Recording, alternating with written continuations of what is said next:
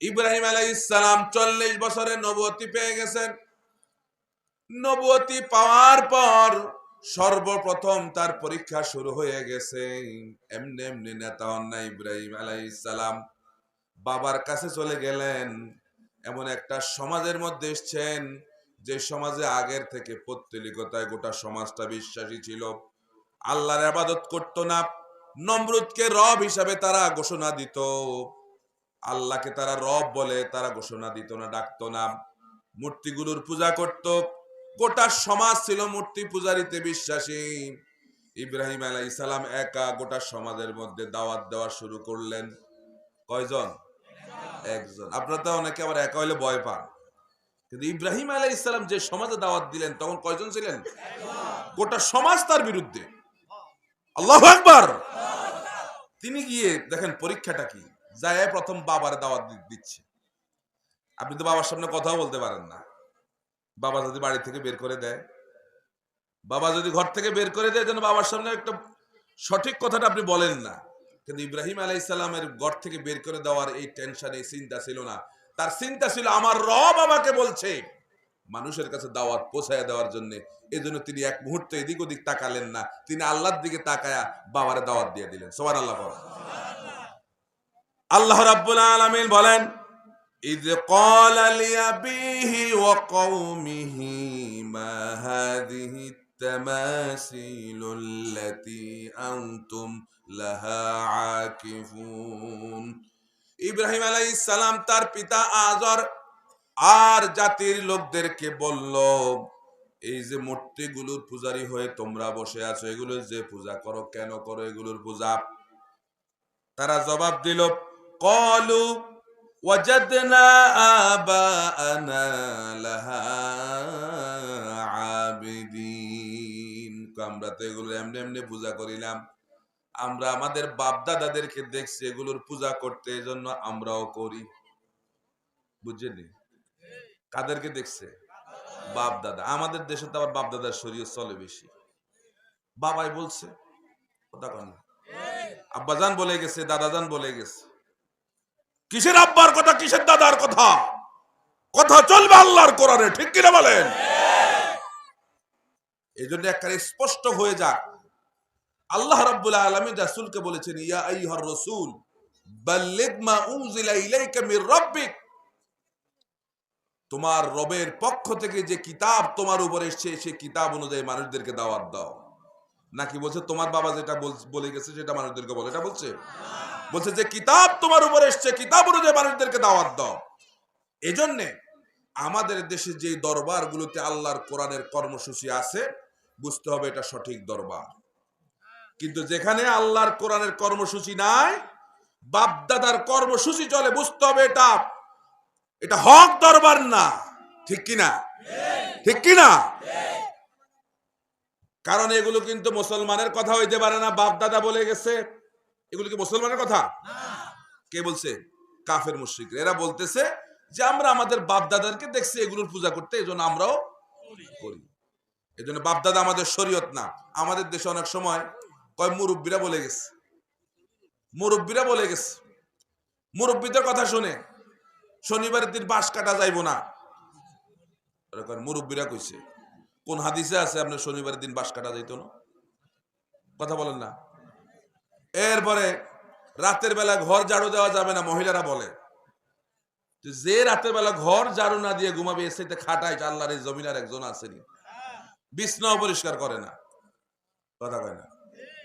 এরপরে কি করে? গাছের মধ্যে পেয়ারা ধরছে, এই পেয়ারার লগে জুতো একটা লটকে। ওই আপনারা দেখছেন নি? এটা কে বলছে? মুরব্বীরা কইয়া গেছে। এই সমস্ত কুসংস্কার গুলো আমাদের সমাজে আসেনি। আপনারা ছোটবেলায় ওই যে যখন দাঁত উঠতেছিল তখন পুকুরের পাড়ে নিয়ে গেছে, নিয়ে যে বলতেছে, বলো বলো ইঁদুর মামা, ইঁদুর মামা, তোমার চিকন দাঁত দিয়ে আমার মোটা দাঁতটা না। কি বলছে নি? এটা কে বলে গেছে? মুরব্বী। ওই তো মুরব্বী, হ্যাঁ মুরব্বীরা কই গেছে। মুরব্বী, মুরব্বী। এই যত ভেজাল সব কোন জায়গায়? মুরব্বী। আরে এই মুরব্বী না, এই মাহফিলে যারা আসছে ওনারা না, এরা একজনও আসেনি। যে বেজাল যারা করে একজন আজকে মাহফিলে আসেনি। কথা বলেন না কা? আমি কি ওনাদের কথা বলি মার খাবো না? প্রিয় ভাইরা আমার, তারা বলল আমরা আমাদের বাপ দাদাদেরকে দেখছি এগুলো করতে, এজন্য আমরাও করি। ইব্রাহিম আলাইহিস সালাম বললেন, ওয়া ইব্রাহিমা ইয ক্বালা লিকাওমিহি উবুদুল্লাহ ওয়াত্তাকুহু যালিকুম খায়রুল লাকুম ইন কুনতুম তা'লামুন। ইব্রাহিম আলাইহিস সালাম বললেন, তিনি তার সম্প্রদায়কে বললেন, ও আমার জাতিরা, উবুদুল্লাহ, এক আল্লাহর গোলামি করো আর তাকে ভয় করো। যদি তোমরা বুঝো এটাই তোমাদের জন্য অধিকতর কল্যাণকর। যেহেতু আল্লাহ রাব্বুল আলামিন এই পৃথিবীতে আমাদেরকে পাঠিয়েছেন, গোলামি করব একমাত্র শুধুমাত্র কেবলমাত্র কার? মুসলমান আল্লাহ ছাড়া কারো গোলামি করতে পারে না, কোন নেতার গোলামিও না, ঠিক কি না? মুসলমান সেজদা দিবে শুধুমাত্র কারে? নাকি পীর সাহেবরে? আমাদের দেশে তাজিমে সেজদা বানাইছে, তো পীরদেরকে তাজিমে সেজদা দেওয়া জায়েজ। নাউজুবিল্লাহ বলেন। একবার রাসূল করিম সাল্লাল্লাহু আলাইহি ওয়াসাল্লাম সাহাবায়ে কেরামদেরকে নিয়ে মরুভূমির ভেতর দিয়ে হাঁটতেছিলেন। এমন সময় হাদিস, কিছু উট এসে রাসূলের কদম মোবারকের মধ্যে চুমু দিয়েছে। সাহাবীরা মনে করছে সেজদা দিছে।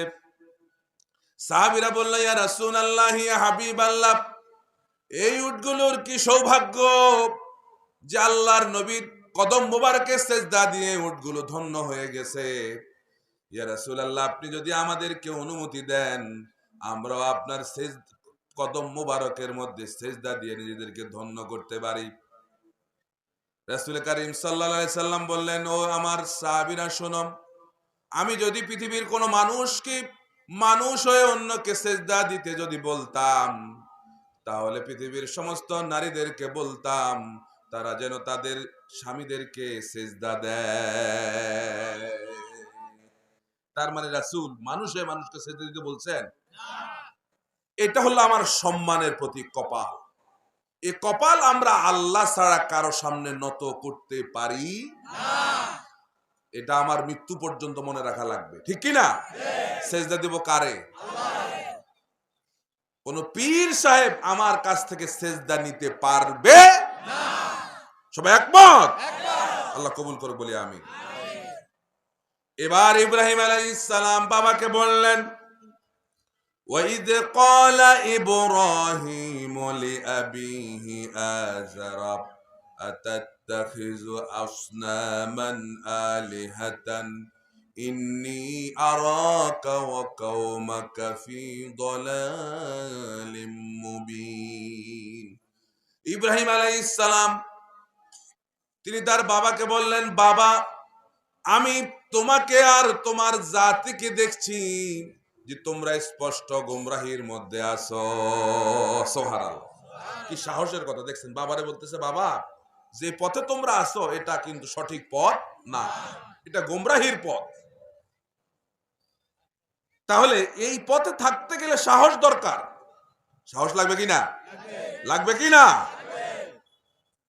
ইব্রাহিম আলাইহিস সালাম বাবাকে বললেন, ইয়া আবাতি ইন্নী কদ জাআনি মিনাল ইলমি মা লাম ইয়াতিকা ফাত্তাবি'নি আহদিকা সিরাতান সাওয়্যা।